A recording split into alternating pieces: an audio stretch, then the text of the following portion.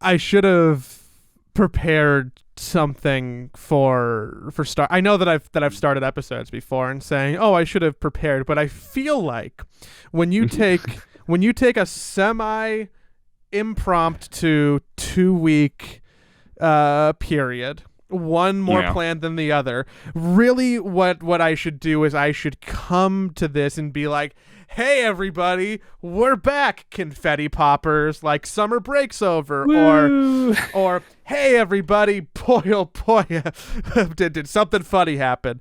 But the real sad answer is that I think my life is in shambles. How are you? I'm good. I'm good. It's been a lot has happened in the last 2 weeks. So we didn't do the first episode because I was visiting my mom because I had already planned a trip to go see her basically before the original dates of TI. So I went to go see her and my grandma, who just had a pacemaker put in. So How specifically is to she? Is see she okay? those two. Is she doing well? Yeah, she's good. She's Oh, good. that's awesome. She's up and about working. And they, so didn't really have the setup to do the podcast. And then this last week, we didn't do it because you got swamped with work because of because Worlds ended up going from being in China to Europe. God, I want to hear about your trip with your mom, but let me complain for a second, because if there's one thing that I can do properly, it's complain. I think that it's actually one of the few skills that I have. So for people who don't follow League of Legends, which is probably, I'm gonna bet, the vast majority of people who are listening, and that's cool. In a Dota podcast, yeah. I'm not here. I'm not here to like talk about League or Riot, like all that. Like don't worry. This is just story time with League of Legends as a backdrop. Actually, people might like this because I'm gonna talk about how insufferable they are, which is a trait that, for better or for worse, I think is prevalent in our community. So. I have to be really careful to make sure that I don't say anything that I have to edit later. Just casual note to myself. Okay. Riot has planned to do Worlds, which is their TI, Yes. in Shanghai again this year, because last year they did do Worlds during the pandemic. Well, I mean, it's still a pandemic, but they did Worlds during like peak Corona time. And they felt that they were shortchanging the Chinese audience, and they were going to go back for Worlds for like a proper event next year. And they have been planning, and and everybody across the league, everybody knows, hey, Worlds, Shenzhen, we got this, right? Smash cut to last week. Maybe you follow some esports news accounts. Maybe you were on Kotaku or Twitter or something, and you catch this headline that breaking: Riot changes Worlds from China to Europe. And while that is an interesting story even in and of itself, what that does for me is make my life miserable, because there were so many plans for team travel. Team Liquid qualified for Worlds. Team Liquid yesterday came in second in the LCS finals. They lost 0-3 in a very embarrassing fashion to 100 Thieves, who 100 Thieves is now the first team in like forever to be a new organization to win an LCS title. Because do you know, in 18 splits, in 18 seasons of LCS, there's only been 4 organizations who've won? Isn't that wild? I did vaguely know. I knew it was a small number. I knew that it was very dominated by a few teams, basically. So I am both very excited that 100 Thieves won, in the sense that, like, you know, there's new blood, but also I'm very upset that they won, because I have a lot of friends who are like very gloaty. Like, I hope Jacob had a great time with his champagne, whatever the fuck he was doing, but like, fuck those people. They qualified for their Valorant Berlin thing, and then they also qualified for Worlds. I know Jacob was having a great week. I know that he was having a great. I hope that he isn't ODing on whatever drugs going around that office. That's speculation. Honestly, that's a joke. I want to explicitly say that's a joke. I have no knowledge about drugs in their office. Goddamn. It just, Joey's not trying to get hired by 100 Thieves anytime soon. It's a stereotype. I already turned them down. It's fine. It's a stereotype. I don't think it would be a culture fit. Also, I hear people there are unhappy. What am I doing? what I'm trying to say Burning is, bridges very actively. no, again, this is a comedy podcast. If anyone wants to have a serious conversation with me about this, like, It's just a I'm telling the joke, truth. bro. It's Relax. Just, it's just a joke. It's just a joke. It's not a joke. 100 Thieves wins the split. We lose yesterday. Everything is in continual amounts of disarray because like flights are changing, plans for media is changing. Everything we wanted to do with the team before they left is changing. Our hype video, like, you know, big media pieces are changing. Everything is shifting. And on top of stuff that is just, you know, worlds and team relevant, we were also fortunate enough to do a photography session for Riot with a bunch of 2021 apparel, and we because it was all world stuff. Everything was Chinese themed. Mm. And do you know when the news about Worlds changing location was? It was the day before our photo shoot. Because people didn't, like, no one knew, like, this was Good of you. Good of them to give you the heads up. Yeah. So I think that it's really cool that they're finding a fix to do Worlds. I think it's really cool that 100 Thieves Won is a new organization with new blood representing, you know, the LCS. I think that's like really important for a healthy league. I am just baffled at the reality of the situation and how much chaos it has caused in my life from a work standpoint. I'm on like day number 10 in a row of pretty intense, like, getting stuff done. And I'm like really close to out of midnight oil. Like there's gonna be like a desert or a mountain or some kind of a secluded cabin in my immediate future. Cause I have just not been in a great spot. I've been working too much. I normally work more like too much, but I have been doing too much, and I think for the first time realizing it and being negatively impacted by it over the last like 9 days. And yeah, every time I talk to you, it's like I just got back from the office and it's like 11 midnight, something like that. I'm just like, oh geez, long day again. We're filming all week this week. We're doing a photo shoot with like an award-winning Singaporean photographer who like is like a cover shooter for Vogue, which I'm really excited about. But like, I've had to plan all that in like 3 days. So I'm not really looking for sympathy as much as I am just trying to fully let people into the near manic state of my life at this point. It has been crazy, and you know what the sick thing is, I kind of like it. It makes me feel alive. I mean, it does, like, you're in the, I will say something about that state of work is that you do feel very necessary. You know, you are an integral part of everything that's going on, and that part feels nice. But it's also a pain in the ass to work that much. Yeah. I think that it kind of comes with the job territory, but I think that oftentimes like it gets leveled up to where, you know, you're at like a 9 out of 10. Sometimes you hit a 10 out of 10. But right now we've been at a sustained 9 or 10 for about 2 weeks. So it's the length of time that you spend outputting that much like emotional bandwidth and personal time, because you know, while I'm satisfied with some exceptions, I'm not happy that we missed the podcast last week. I'm not happy that I told you noon and we started recording at 1 because I still had to take another phone call. I'm not happy that my I started like exercising pretty heavily and steadily, and then that totally went out the door this last week. And I also ate half of a chocolate pie yesterday, which is a real like that ruins stress eating, so baby. much It always progress gets you. That ruins so much progress. But like, Overall, like I'm kind of content, and I know that when we get out on the other side of it, like I'm going to be gleaming. When is that? How much farther down the tunnel do you need to go to get to see the bright light? I think the end of this week, everything is going to be a lot better because the team is leaving on the 13th.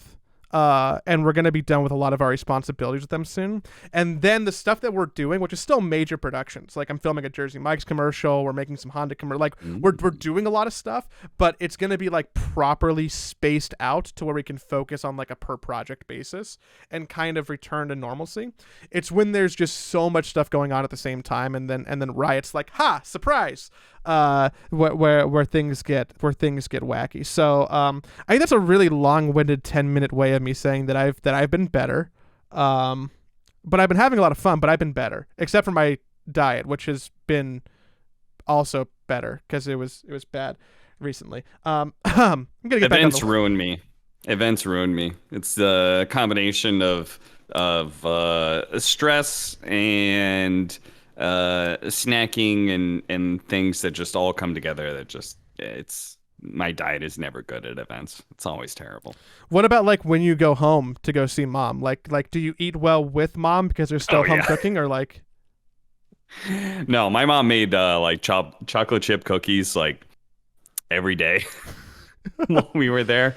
She just like made a batch and then just would like put it in the freezer and then batch like bake a fresh batch every morning. I think she made brownies as well. We had a get together with my extended family and my aunts, uncles, and cousins and all that. So that was a big meal. So no, that was also quite bad for me. And we were supposed to go hiking a lot more, but that didn't end up happening. Mostly because it got cold in Washington. It was supposed to be like 90, 100 degrees there while I was there, and then combination of the fire as well as just weather change ended up just getting rather chilly out. How do the fires work out when you're, because for anybody who doesn't know, which is probably anybody who doesn't live in the northwest of America, like we have like a fire that's like close to 1 billion acres burned over the course of a month.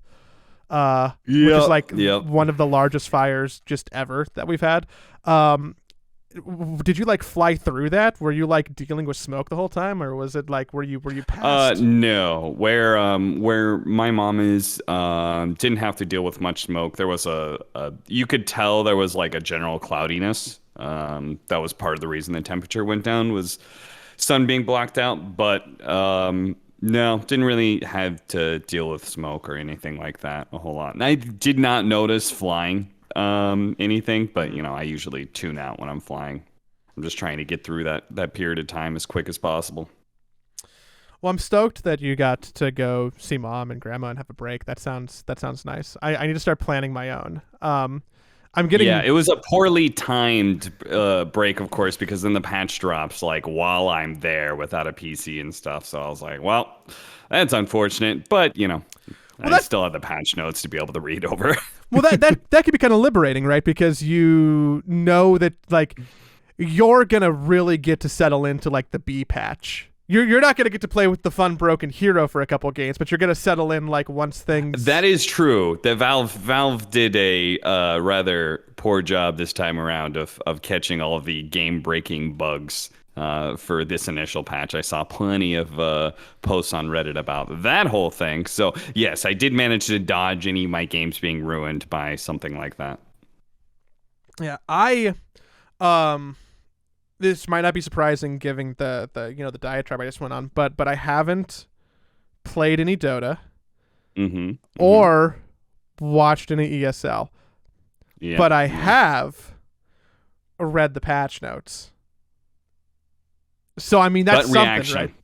Right? What was something that stood out of the patch that you were like, oh, that's good or bad? More neutral items.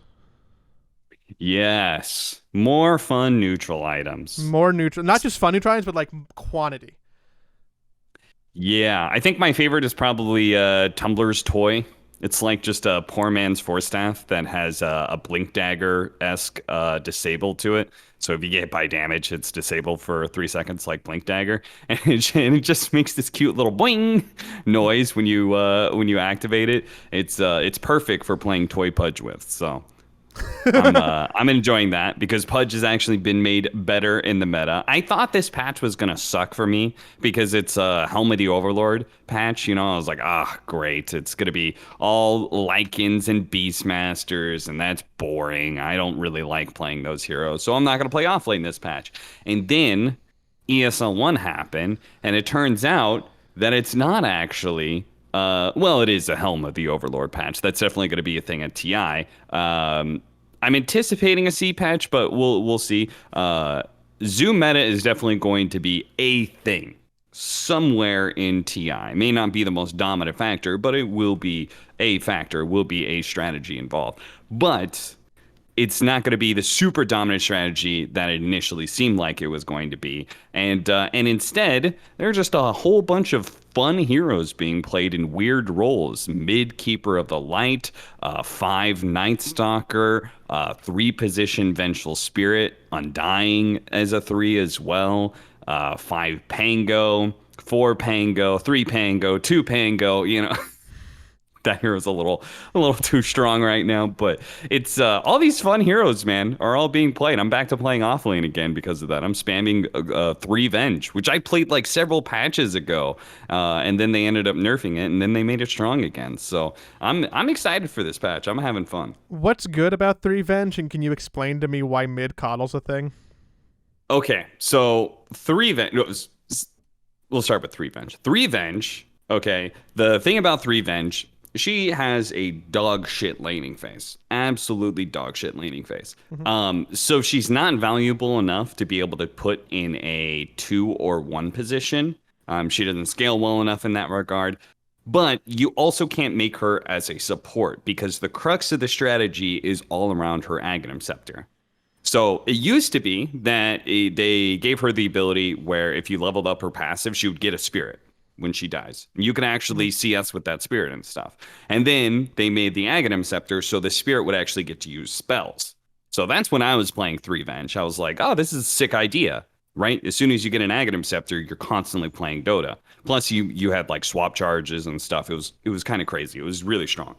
And they ended up nerfing that, and now it's back. This time around, they gave the Venge swap damage reduction, 30, 40, 50 per level. So both damage reduction for yourself and for the person you swap. So it used to be Venge's save was kind of shit.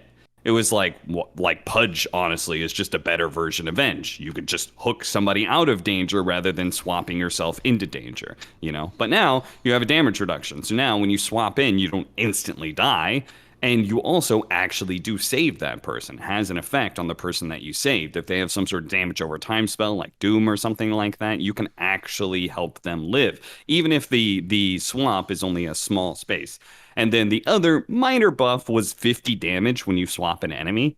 Basically, 50 damage isn't anything, but what it means is you can't blink away when you get offensively swapped. Sometimes that would happen. You play Venge, and you'd be like, I'm going to get the initiation on this guy, and you'd swap him, and he'd just instantly blink to where you swapped him out of. And then you'd be like, well, that was shit. Now I'm just surrounded by the enemy, and I didn't even get anything out of it. I didn't even pull somebody out of position. So that's happened to me. I've been there. So 3 Venge is the hot shit right now. They LGD was running, and LGD has been an inspiration for a lot of different hero picks right now. And one of them is 3 Venge as well as 3 Undying. Faith Beyond's just playing all kinds of crazy shit. Feels a little bit like reminiscent of Wings. So if 3 Undying is a thing, that means that I could probably walk into the offlane and have a pretty competent day. Because that's a pocket hero for me. Thing is, you could see this coming. I called this like 4 patches ago. I said, I tried out Core Undying. I was like, it's not there yet, but they're gonna keep buffing it. They're gonna keep tweaking it, and eventually it's gonna get to a point where it's powerful. And I think 3 Undying is like close. It's real close. You can actually use Decay to CS now, which is a really big deal. So. And then his ultimate is just incredibly powerful. If you ever hit somebody between the slow and the damage amp, it's super, super good. The other question you had, two coddle, why does that work? Yeah, That that was sounds the an weirdest thing that you said to me. so that was an unranked strategy that like I played with AUI 2000 and like a group of people. And there was somebody who played that, and Curtis also started playing it, and I actually tried it at some point in time. And it because of Solar Bind amplifies magic damage, right? So Hmm. you already have this incredibly strong nuke and Illuminate. So if you can actually hit somebody with Solar Bind and an Illuminate, does tons of damage. You get the farm of a mid position, you got yourself a Dagon, all of a sudden you're doing like 1,000 plus magic damage easily, right? Then they changed Illuminate. They changed it so now the damage scales, but the channeling time remains the same. The problem with Illuminate before is if you wanted more damage, you needed to be able to hold it for longer and longer and longer, right? Hmm. As you leveled up, it would allow you to channel it longer. Now it's like, okay, we're going to cap it at 3 seconds and the damage is going to go up. So that makes mid coddle even stronger, right? It's just like you're able to have a consistently strong impact from Illuminate rather than, sometimes you'd have to just let it go after a second and that would do hardly any damage. Now it does an okay amount of damage because it's only 3 seconds as opposed to like 5 that it used to be So you're able to where it land scaled up. Illuminate because someone doesn't have 3 seconds to walk away from it.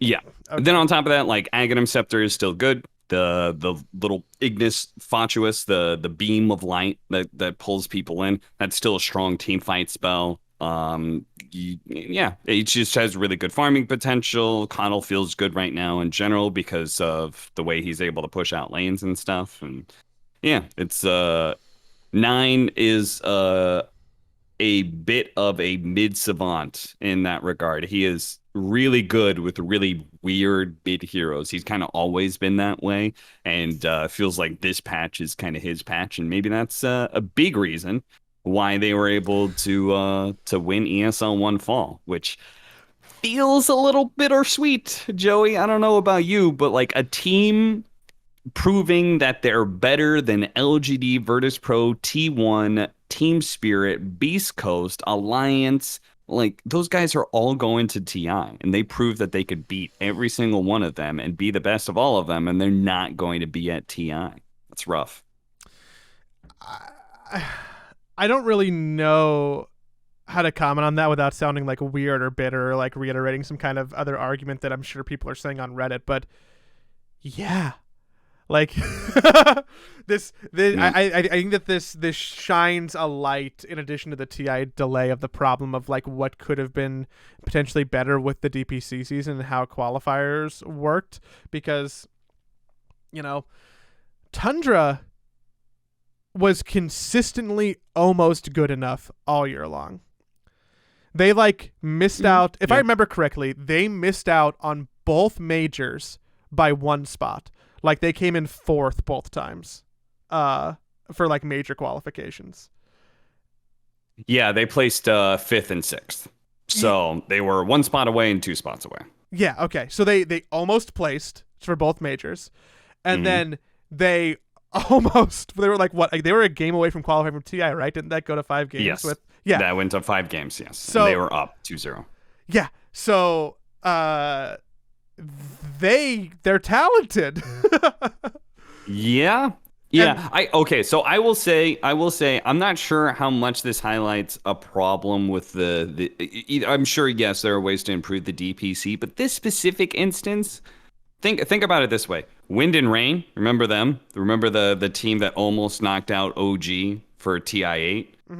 Like maybe that could have been a legit team at TI as well. Maybe they could have been legit if you gave them like a month of time. Maybe they would beat OG. I feel like this whole Tundra situation is more on the fact that we delayed TI, therefore we're having tournaments after the qualifiers, which we normally don't have.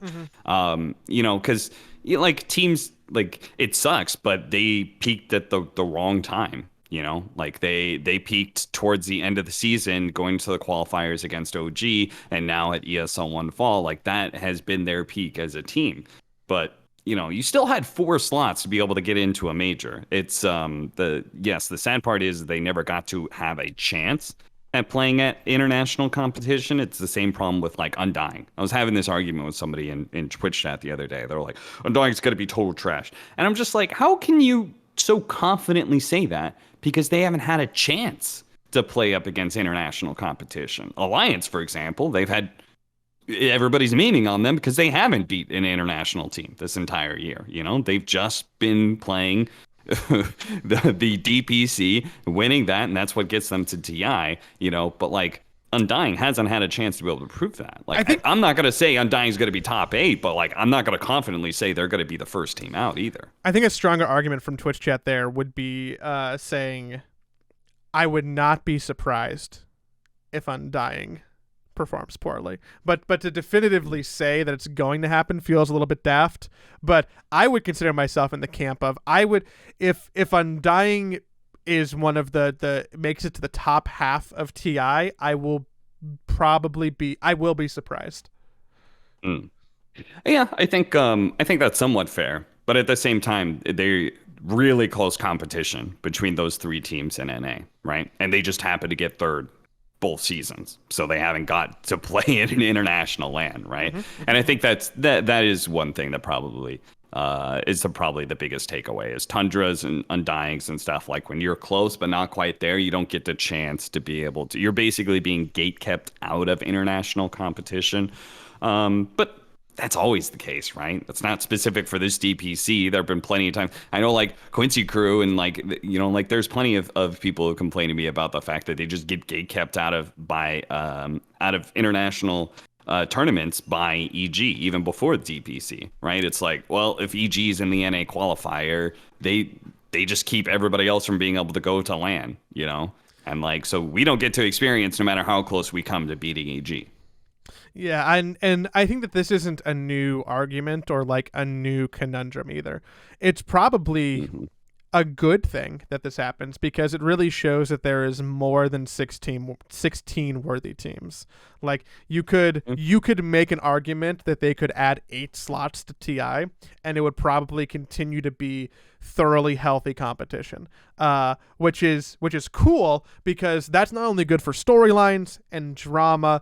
It shows that there is more people than just EG and Secret and LGD who are like people, even if those are your top contenders, right? So super happy about that. But like there's you can look at every TI and point to, well, I mean, and the argument's mostly the same because it's like, well, this European or Chinese team should be in instead of this North American or South Asian team.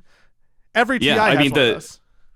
In fact, one of the very first TIs that something like that happened was actually, unfortunately for Snaking, one of his first team. Bottom got not invited to TI off of the word of a professional player.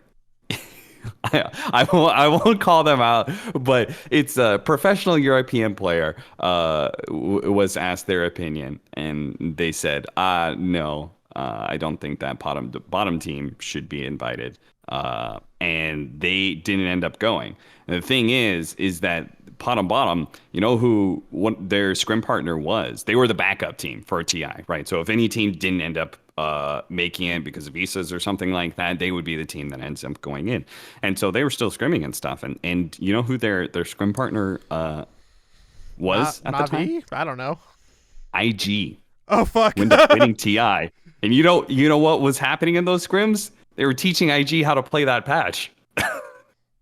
So like, that sort of thing happens all the time where like a team learns from another team and, they grow and get better. And the team who originally had the ideas doesn't necessarily play super well, but it doesn't make you wonder, right? If they were at TI2, how well would they have placed? And, unfortunately for Snaking, he's going to go through that repeat hypothetical in Tundra now. So.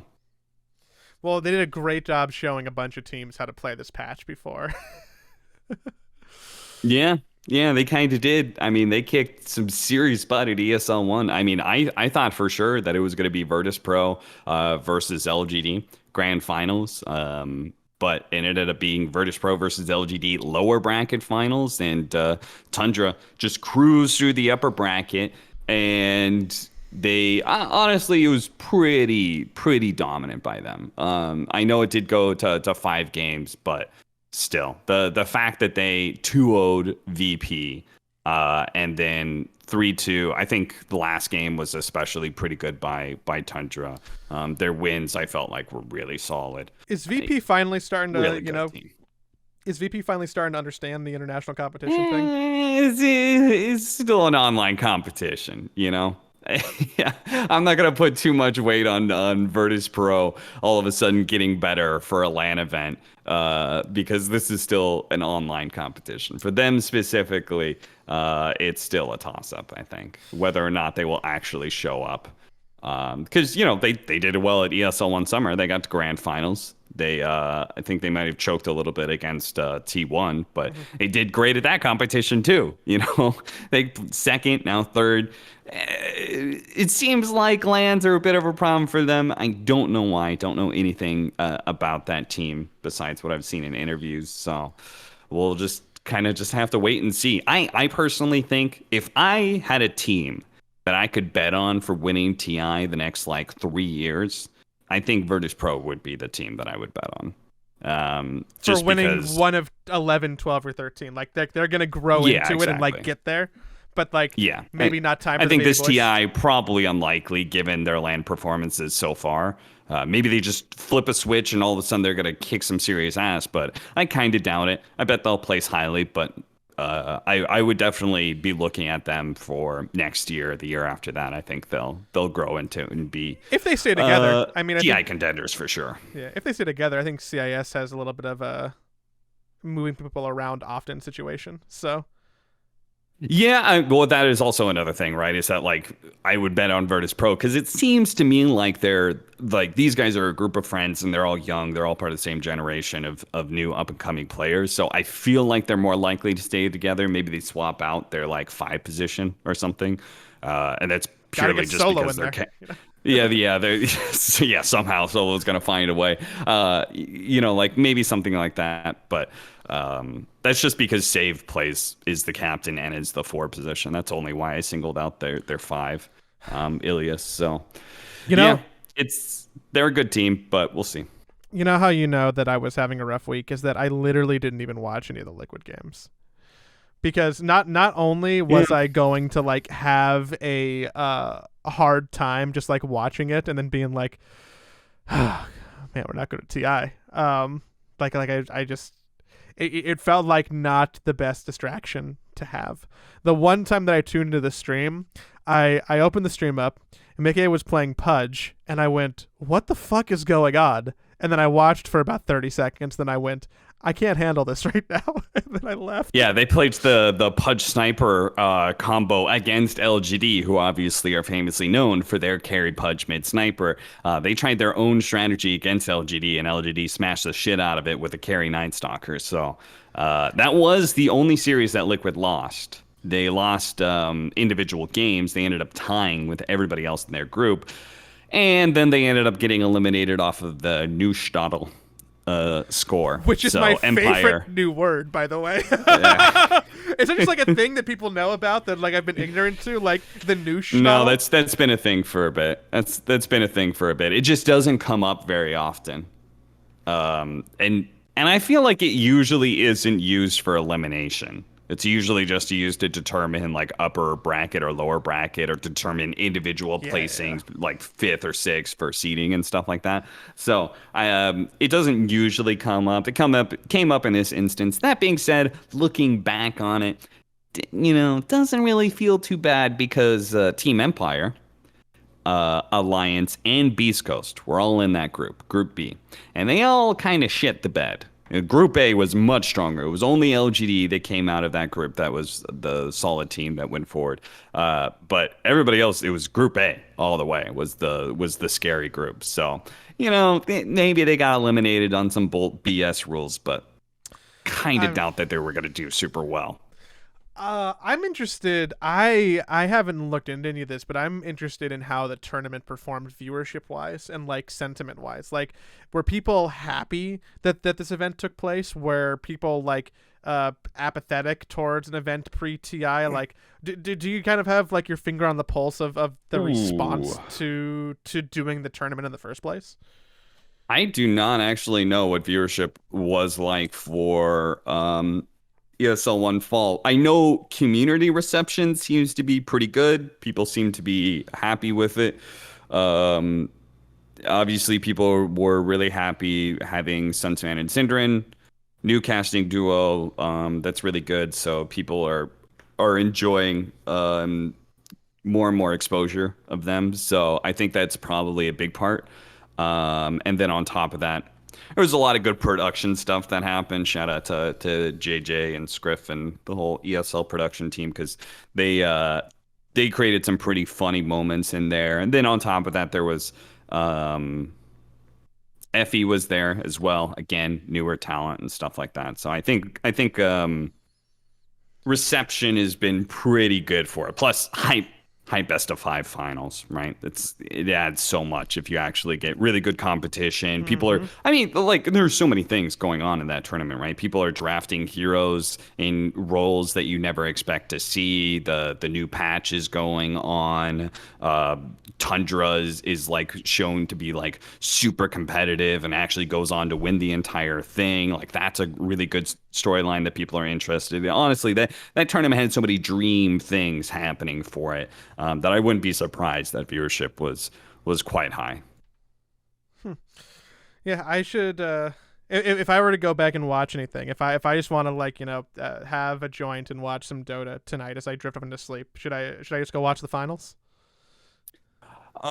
Yeah, probably. The finals was probably the best. You get also Tundra and LGD were probably the most interesting teams to watch. A little bit surprised Virtus Pro didn't like step out a bit more, but drafting wise, it felt like those two were the most fun teams to watch in that regard because with Tundra, you've got Mid Coddle, though I don't think he played it in the finals. Fada's playing a gyrocopter, Night Stalker as five Gyrocopter. positions and stuff. I think five Monkey King was a thing as well during that final. So there's just kind of like a whole bunch of weird stuff going on. And yeah.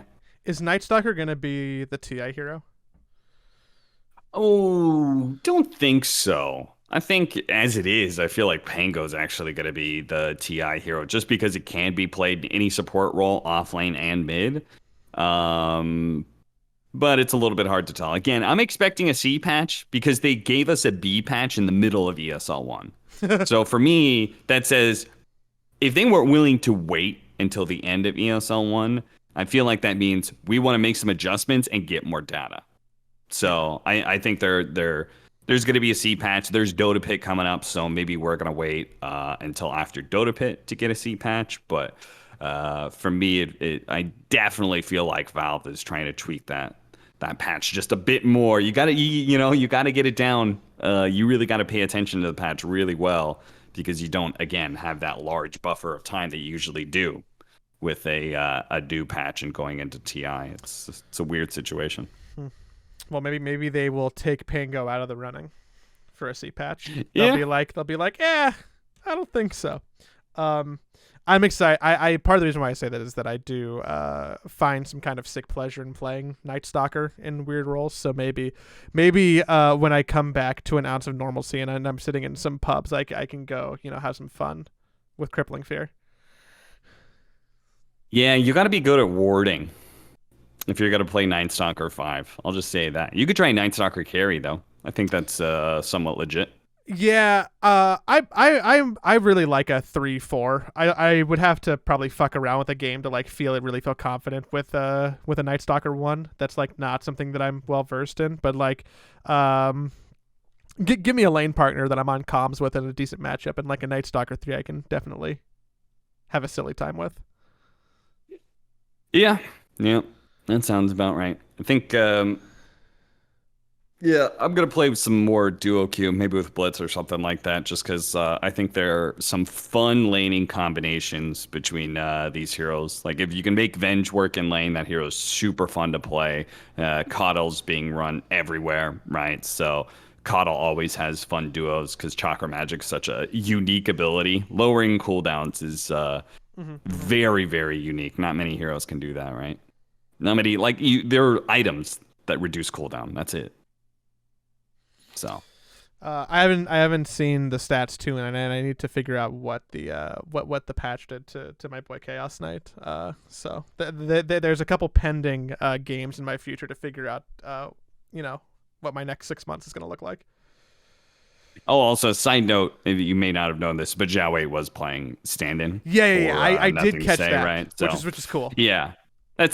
So he performed really well, so it was cool to be able to see. It was like there was that coach for Vici Gaming who like played a Star Ladder or something like that, and I remember that when there was this ROTK moment was where he coaching was for them? like, I think it was like Mikasa or something. Oh yeah. Yeah, and I think he was a coach for like VG Gaming, and it was I think some Star Ladder event, and he was standing again, and he was like, "Boys, like let's do this," right? And they ended up winning the tournament. So it was kind of like his last hurrah. That was a really cool story. Very similar with Zhao 8 playing here, though Zhao 8 is probably a better player overall than many players who are were in TI qualifiers, maybe even going to TI itself. Like Zhao 8's a beast. It's true. It's so true. I've been distracted for the last 2 minutes. Yeah, you got some fires burning. No, do you know what do you call the underside of your knee? The back of my knee. Back of my knee. Okay. The place where you can hyperextend your leg and feel really bad. That's what that place is. So I was thinking about how to tee up explaining the fact that I am actively feeling like a pimple or ingrown hair just like starts to really become problematic during this conversation right there. But then I couldn't describe properly the area. Like any other part of your body that I would have asked you about, I think you would have instantly been able to say what that is. Like if you're like, oh, it's the roof of my mouth, like, oh, it's the palate, or it's my armpit, it's my elbow, or like, but we don't have like a word for the back of your knees. Well, we don't have one for the elbow either, right? What's the inside of the elbow called? Your elbow crack. You call it the inside of your elbow, right? Just like the back of the knee. So okay. Gotcha. Okay, I just wanted to fact check myself there. I'll go call a doctor and ask what you call that. There's no fires because I have ignored everything else to be able to calm down and have a conversation with you. Do you know what I've been doing to try and unwind a little bit? Yeah. Okay. What is it? I watched like 4 or 5 or 6 anime movies in the last week. Really? Yeah. Wow. And you know what? Movies. Okay. Yeah. Like I wasn't watching series. Like I was watching movies. Sure. And you know what? In retrospect, I didn't actually need in my life was watching all of the end of Evangelion movies and thinking very existentially about them. It was a mistake. I should have watched something happy. Yeah, I thought you were gonna bring up some like slice of life anime, I did that where it's too. like very fun and happy, but I did that too. I finally watched and I wanted to mildly talk about because I don't know if you've seen it. I should have asked before I even started saying this. It's been on my list for like literally 4 years, but I finally got to watch Your Name. Oh yeah, that's great. I watched Your Name, and at the end I got a little misty-eyed, and then I thought to myself, why have I not heard more people talk about this? Like, am I not like maybe I'm not in enough like anime subcircles, or I'm not weeby enough or something, but like this is better than most Oscar-winning animated movies I've ever seen. This is better than a large handful of movies I've ever seen. Like this is really good. How did this not get more press? And I've been thinking about that for a couple of anime. days. I guess because it's anime. I feel like it's your circle because, like, for example, Hoppid, he pushes Your Name on like everybody that he sees. He loves that movie, right? Like my group of friends, like we've all seen it, perhaps multiple times. Because Ken's like, you got to watch this movie. In some way, but also like Ellie, for example, is just a big fan of those kind of movies. She would recommend.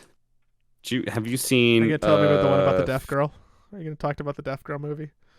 5 centimeters per second. No, but I know that's the same director, and I've recently made like a list of movies that I'm like anime movies that I'm gonna watch, and that was one of them. So I've been on like an anime movie tear. Like I've been finally watching like Studio Ghibli movies that I never saw. Like I've never really saw Spirited Away, so like I watched that and like It's so good. I know. I don't know. I feel like you missed out on a childhood experience. I feel like I would have been scared of that movie when I was like too young. Yeah. There are definitely some scary elements to it, for sure. There's some gnarly frames. Yeah, no. What was I gotta pull up the. Oh, great! It's not blocking my monitor. This is so bad. I'm just deaf girl anime movie. Everyone's probably like screaming the name right now. A Silent Voice. I also watched A Silent Voice, which is another like romance adjacent slice of life anime that is like incredibly highly rated.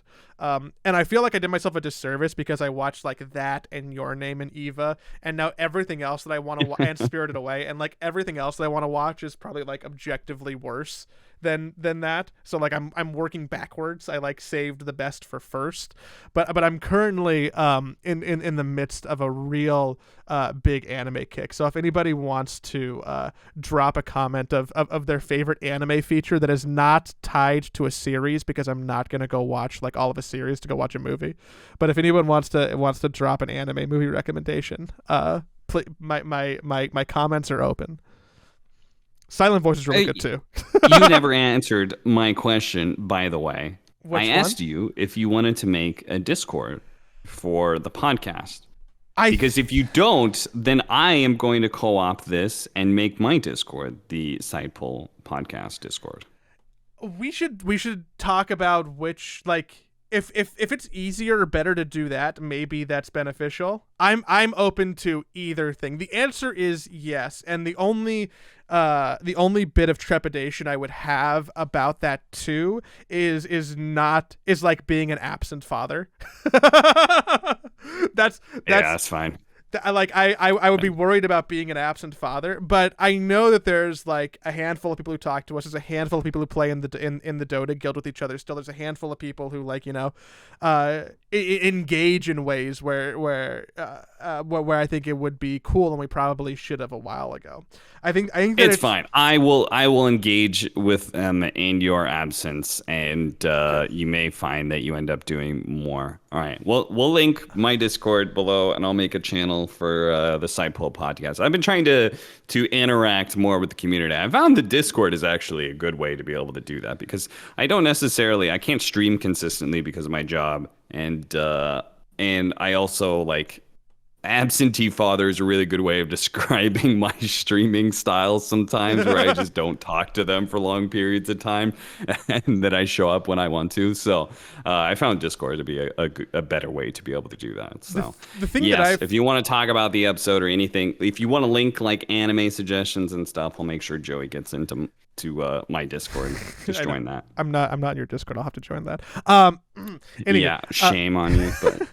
But so I think that there's a reason for that, and generally, I think that the people who are most engaged are the people who you see on Discord, because, like, in terms of just raw time commitment to interacting with something. You can follow someone on Twitter or Instagram and like a post or sometimes comment. You can follow a YouTube channel. You can, engage in social media in some ways. But Discord has a very high barrier of entry. Like if you're going to go there and be a regular and participate, that means that you are invested a lot more than any other type of online social media community interaction.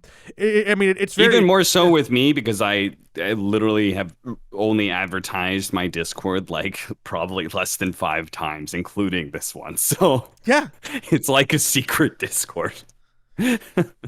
We should we'll